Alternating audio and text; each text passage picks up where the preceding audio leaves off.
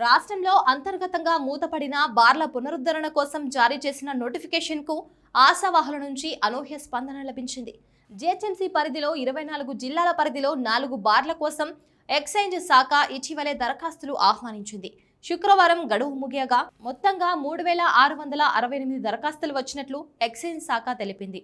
GHMC పరిధిలో 3520, జిల్లాలోని 4ంటిని 148 దరఖాస్తులు వచ్చినట్లు పేర్కొంది. రంగారెడ్డి జిల్లా సరూర్నగర్ జల్పల్లి మున్సిపాలిటీ పరిధిలో ఒక్కదానికే 57, మహబూబ్ నగర్ 49, నిజామాబాద్లో 27, బోధాన్లో ఒక్కదానికి 15 దరఖాస్తులు వచ్చినట్లు పేర్కొంది.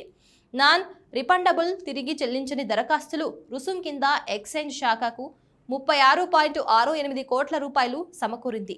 అయితే ఈ నెల 13న డ్రా పద్ధతిలో బార్ల నిర్వాహకులు ఎంపిక ప్రక్రియ చేపడతాం. డ్రా నిర్వహించే వేదికల సమాచారం 1-2 రోజుల్లో ప్రకటిస్తామని ఆ శాఖ రంగారెడ్డి డిప్యూటీ కమిషనర్ దశరథ్ వెల్లడించారు.